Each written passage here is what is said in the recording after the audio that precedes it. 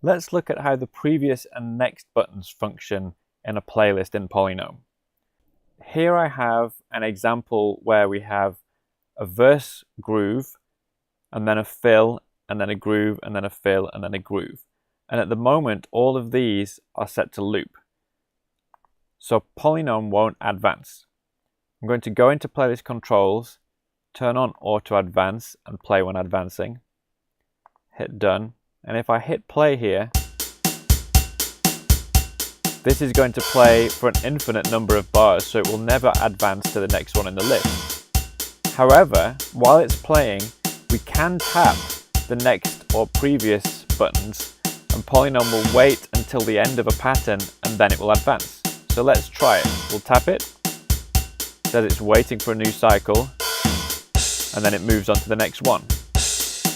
Tap it again, and it will wait for a new cycle before moving on.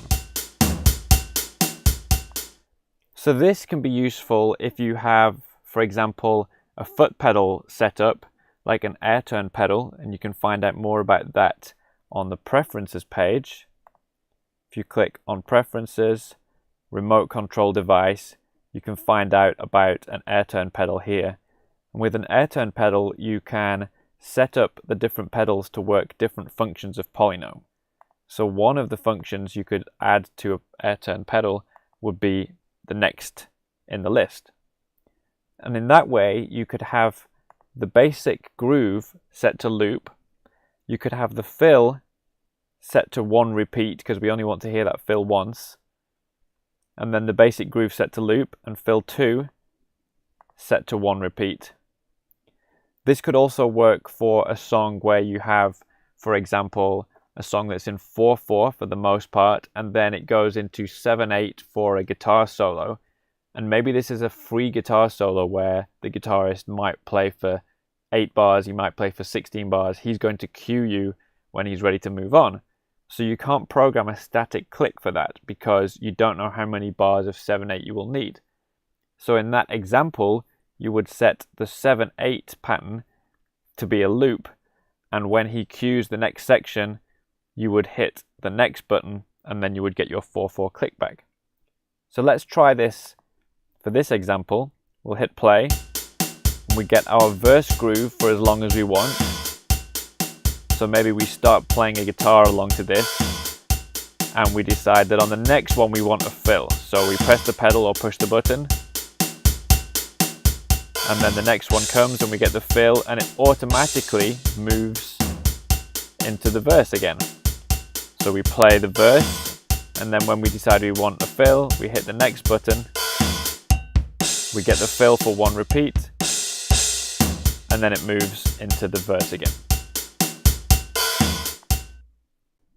So that's how to use PolyNome in a live situation where you don't know how long a section needs to be. There are 2 other things you could do that might be useful.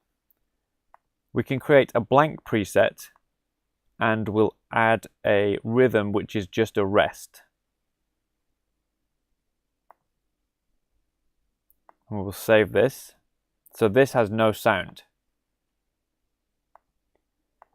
Now, if we go ahead and add this to our playlist, we can put it in the middle of some of these items. And it's set to loop. So if we play this and then it advances, PolyNome will now wait on this blank preset until we hit the next button. So this could be useful if you have a set list where you need multiple clicks for one song, and then you need multiple clicks for the next song, but you want to stop it from auto-advancing from the end of one song into the start of the next song. Another useful trick is to create a preset. So I'm going to save this, and we're going to enter a little note, maybe encore. And you can use this as a label, and you might put that in a set list, for example. So this is just to let you know that the encore happens after these songs. And if you make the preset completely blank, so if we go ahead and clear this metronome,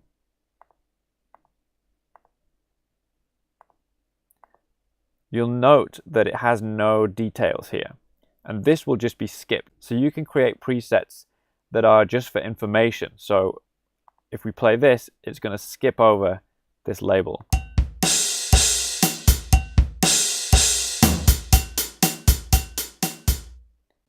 So they are two useful power tips for using playlists.